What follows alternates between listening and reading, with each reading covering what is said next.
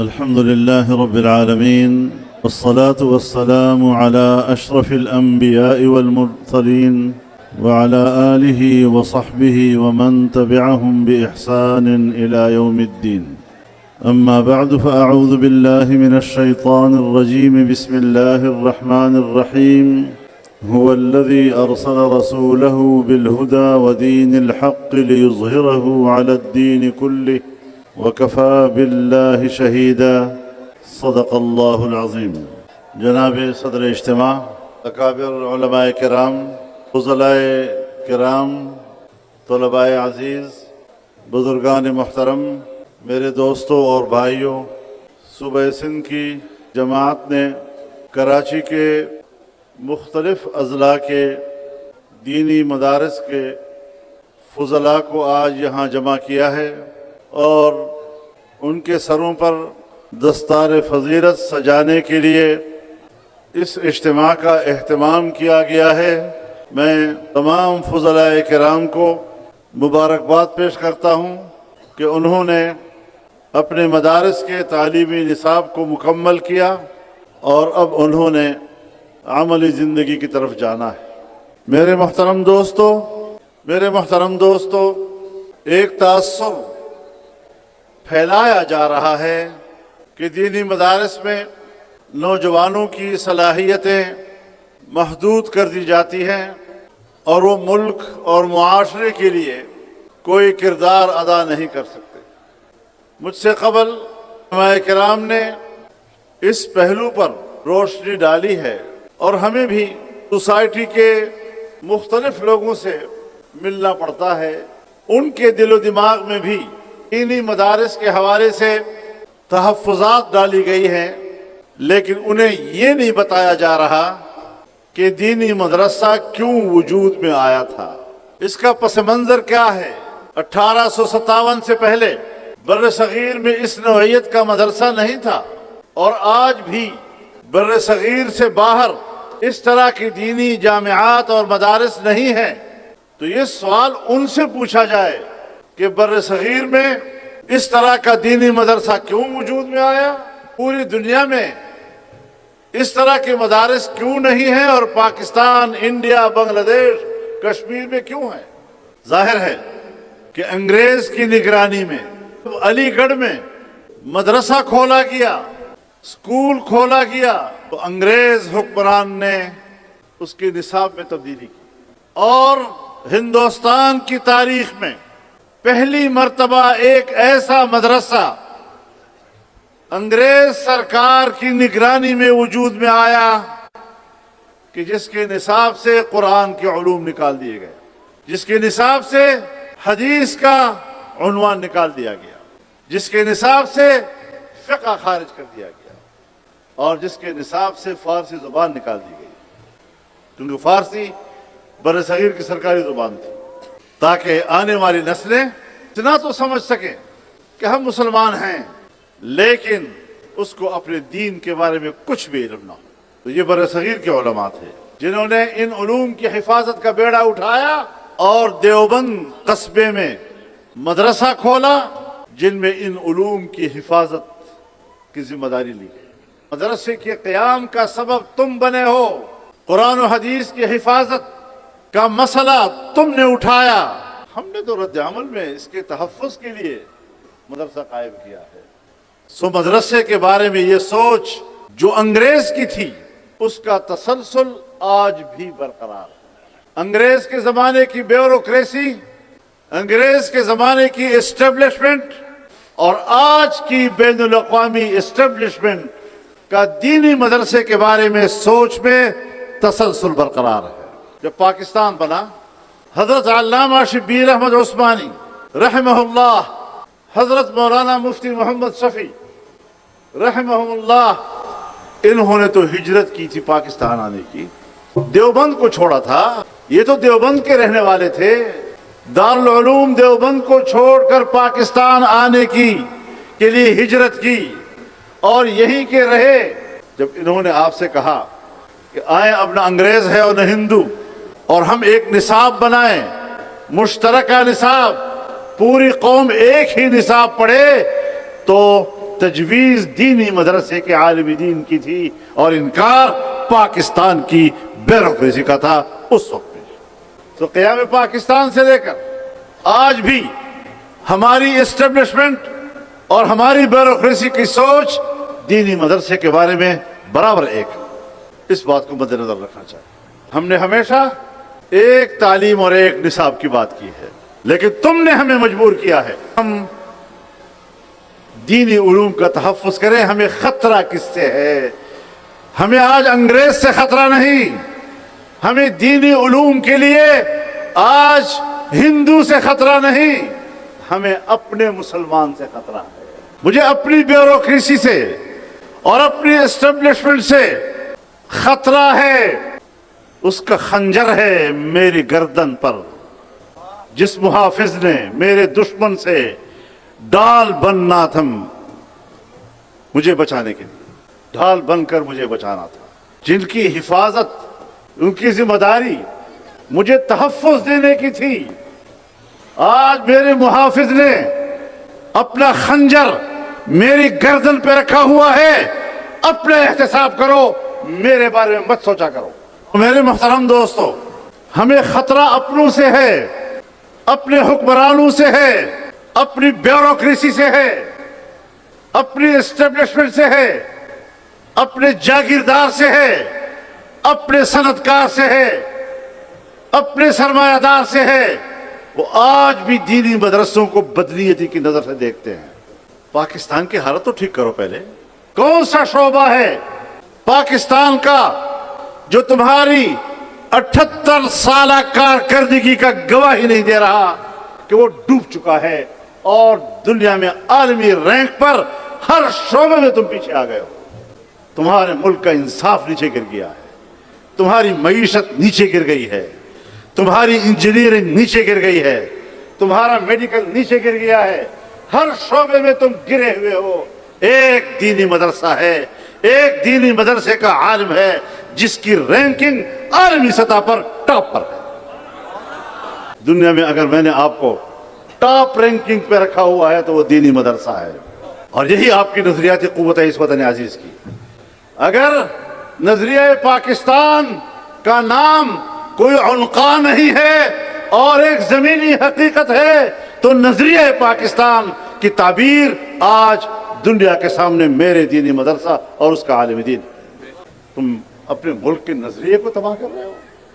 اگر میں پاکستان کی دفاع کو طاقتور دیکھنا چاہتا ہوں، اگر میں پاکستان کی فوجی قوت کو دفاعی اعتبار سے طاقتور دیکھنا چاہتا ہوں، تو پھر تم پاکستان کی اس نظریاتی قوت کو کیوں کمزور کر رہے ہو؟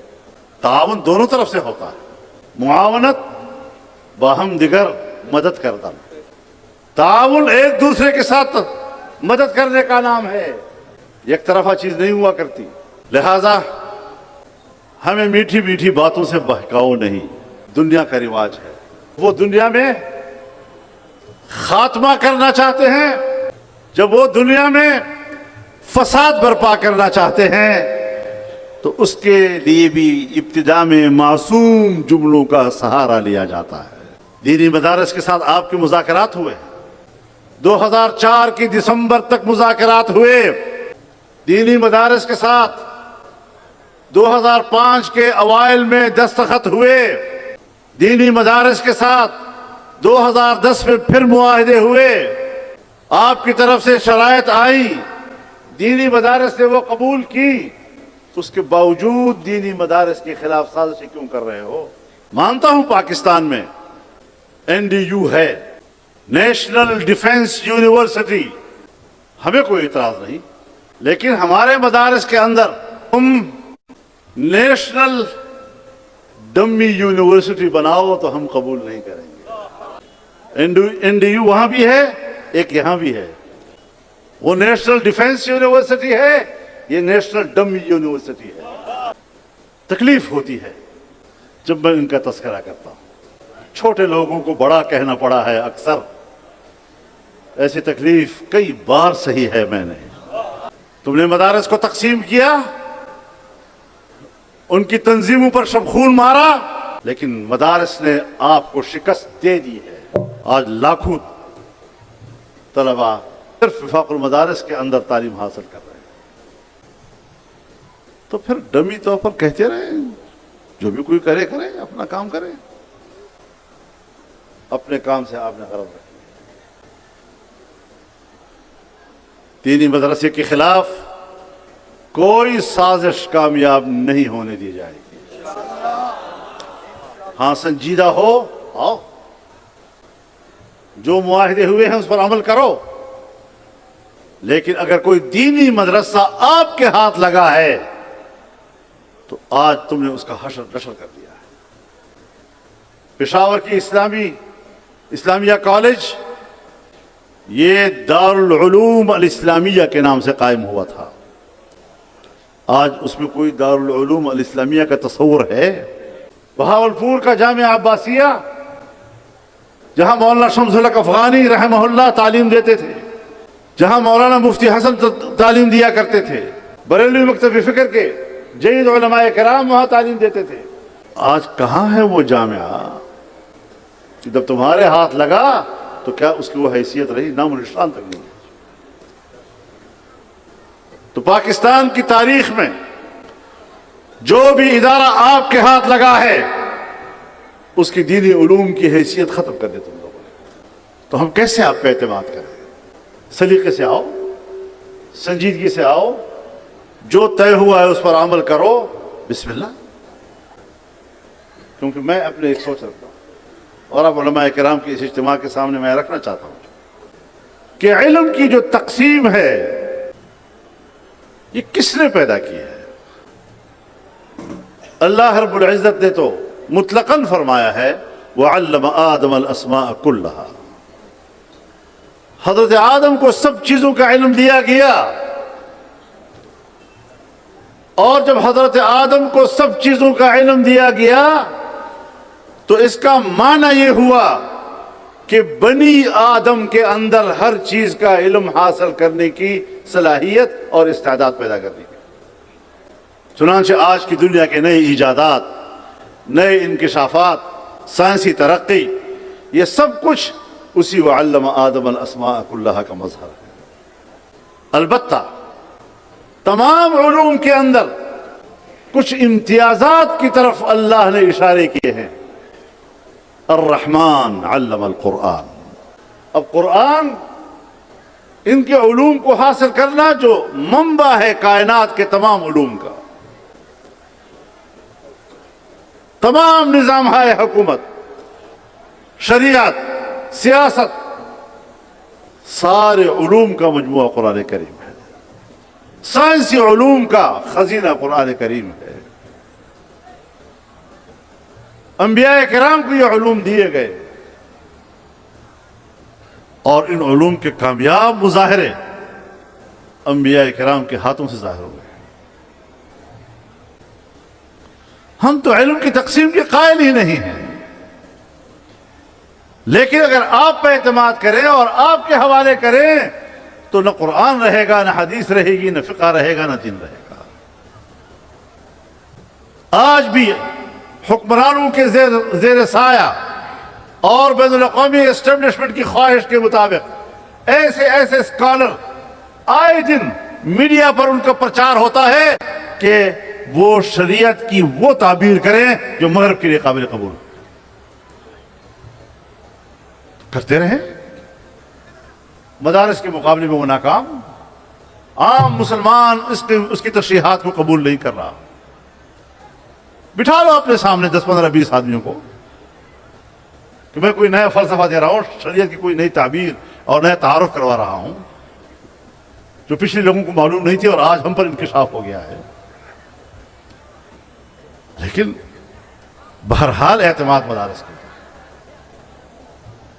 اور پھر میرے مدرسے کا طالب علم وہ کالج میں پڑھتا ہے، وہ بورڈ کا امتحان دیتا ہے. تم بتاؤ تمہارے کالجز اور یونیورسٹی میں پڑھے ہوئے لوگ وہ کتنے ہیں دینی مدارس میں پڑھنے والے؟ تقابلی جائزہ تو لے لو.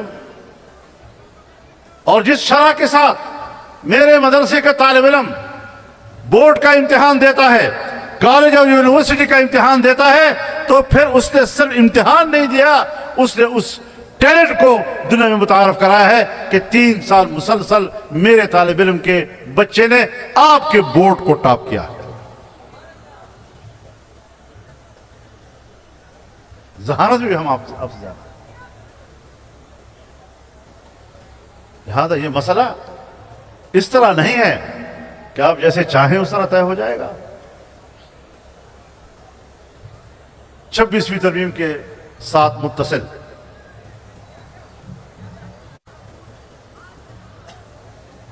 एक कानून पास किया गया। अब मैं आपको ये बात बता दूं कि इस कानून का मुसव्वदा हमने तैयार नहीं किया था, इसका मुसव्वदा हुकूमत ने तैयार किया था, हमने कबूल किया था, असेंबली में हमने पेश नहीं किया था, हुकूमत ने पेश किया था। और चूंकि हमारे साथ मुशावरत के साथ था, हमने वोट दिया, इत्तेफाक कराया। बाद में हमारे कुछ भाइयों ने शोर मचाया कि जो हमारी तंजीमें रह गई हैं, हमारी तंजीमें रह गई हैं, और ऐसा गिला किया जैसे कि उनको इस ड्राफ्ट से हमने निकाला हो।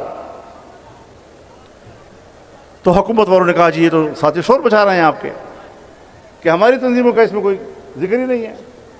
तो मैंने कहा भाई ड्राफ्ट भी तो आपने बनाया है, असेंबली में भी आपने पेश किया है, इसमें अब हमारा क्या कसूर है। तो उन्होंने कहा नहीं जी उनका भी कोई जिक्र हो जाए, कोई मदरसा अगर वहाँ पर रजिस्टर्ड होना चाहे तो आपको क्या एतराज़ होना चाहिए। हमें कहा कोई एतराज़ नहीं। अब कानून बना है 1860 की सोसाइटी एक्ट का, हमारे इत्तेहाद मदारिस के तंजीमात इत्तेहाद मदारिस के को मद्देनज़र रखते हुए और बाद में पास होने के बाद जब इनकी शिकायत आई तो उनको ज़िम्नन शामिल किया गया। अब जिन तंजीमों को ज़िम्नन शामिल किया गया, हमारा डिप्टी कमिश्नर और हमारी ब्यूरोक्रेसी उलमाए किराम और मुहतमीम के हाथ मरोड़ कर कहती है नहीं उधर रजिस्ट्रेशन कराओ। भाई मेरा आलिम दीन फाइल लेकर आपके पास आ रहा है, वो मुहतमिम है, वो आपसे कह रहा है कि मुझे रजिस्ट्रेशन चाहिए, 1860 की सोसाइटी एक्ट के तहत चाहिए, हमने कबूल किया है उसको। आप होते कौन हैं उसको ये कहने वाले कि नहीं वहां रजिस्ट्रेशन कराओ वज़ारत तालीम के तहत, आप होते कौन हैं। यहां से दीनी उलूम की दुश्मनी तुम्हारे अंदर से उगलती है, तुम्हारी बदनीयत यहां से जाहिर हो रही है। तुम हुक्मरान हो, तुम हुकूमत हो, अपने अंदर कम अज कम इतनी इस्तेदाद तो पैदा करो कि कोई आप पे एतमाद कर सके। दुनिया भर में सबसे नाकाबिल एतमाद अगर दुनिया में कोई रह गया है तो वो हमारी ब्यूरोक्रेसी और हमारी एस्टेब्लिशमेंट रह गई है। हमारी फौज कहती है हमें सियासत में न घसीटो। अब हम आपसे हाथ जोड़कर कहते हैं अपने इलाके में चले जाओ वापस। हम तो सियासत में आपके आने के खिलाफ हैं, आपकी मुदाखलत के खिलाफ हैं। क्यों हम आपको घसीटेंगे? हम आपको अपने महफूज इलाकों में ले जाने के लिए, वापस जाने के लिए तजवीज़ दे रहे हैं। सियासत में हम आपको घसीटे, तौबा तौबा, हम क्यों आपको घसीटेंगे? क्या हो गया हमें? हमसे शिकायत करने की बजाय जरा अपने गिरेबान में तो झांक लीजिए। अमेरिका पाकिस्तान के तकाजे पूरे नहीं कर सकता। आप अपने मौक़िफ़ पे रहें, आप अपनी बात करें, हम आपके पुरस्पुर होंगे ना। लेकिन ये अच्छी बात नहीं है कि दूसरी दुनिया के साथ हजार मामलात पर आपके ताल्लुकात खराब हों, लेकिन दोस्ती रखने के लिए सिर्फ मदरसा दुश्मनी इसको इस्तेमाल करना पड़ेगा। मेरे मदरसे के दुश्मनी के नाम पर अपने सरों पर टोपियां न सजाया करो।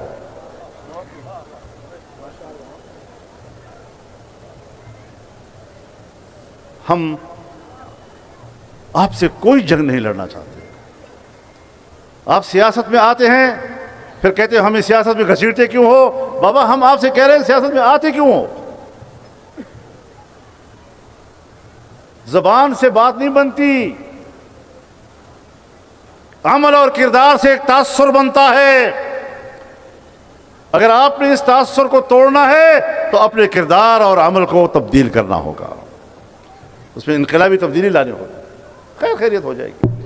آپ ہماری فوج، آپ ہماری اسٹیبلشمنٹ، آپ ہماری بیوروکریسی سر آنکھوں پر، یہ پاکستان کے ناگزیر ادارے ہیں، لیکن وہ انصاف کے لیے ہے، وہ حقدار کو حق دینے کے لیے ہیں، حقدار سے حق چھیننے کے لیے نہیں۔ تمام علماء کرام، تمام مکاتب فکر، جمعیت علماء اسلام، وفاق المدارس العربیہ، یہ سب اس بات پر متفق ہیں کہ پاکستان میں ایک پرامن نظام ہونا چاہیے۔ کوئی پارٹی اپنے منشور کے لیے جد جہد کرتی ہے تو پرامن جد جہد۔ عدم تشدد کا فلسفہ حضرت شیخ الہند نے دیا تھا۔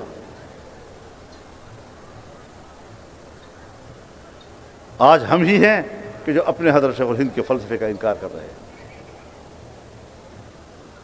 آج ہم ہی ہیں کہ حضرت شیخ الاسلام مولانا حسین احمد مدنی، حضرت مفتی اعظم ہند مفتی کفایت اللہ، اور اس کے بعد کے سارا سلسلہ جو پاکستان کے جمہوری نظام سے یا اس سے قبل ہندوستان کے جمہوری نظام سے وابستہ تھا، ان پر فتوے صادر کر رہے ہیں ہم لوگ۔ یاد رکھیں، آج آپ نے جو پگڑی پہنی ہے اور جو لباس میں آپ بیٹھے ہیں، اس کو بھی سند چاہیے، بغیر سند کے آپ آگے نہیں بڑھ سکتے۔ سیاست بھی اس میں ہماری ایک سند ہے، جس طرح شریعت میں سند ہے اسی طریقے سے سیاست میں بھی سند ہے، اسی طریقے سے طریقت میں بھی سند ہے۔ یہ نہیں ہو سکتا کہ آپ حدیث کے حوالے سے تو کہیں کہ یہ میری سند اور بالکل سلسلۃ الذہب اور بڑی ثقہ قسم کی میری روایت ہے اور اس بنیاد پر میں قرآن و حدیث پیش کر رہا ہوں، لیکن سیاسی حوالے سے میرے اکابر غلط تھے۔ سیاست شریعت نہیں ہے، سیاست کو آپ نے اسلام کے دائرے سے نکال دیا ہے، اور اپنی جہالت کو جہاد کہہ کے ہم پہ مسلط بھی کرتے ہو۔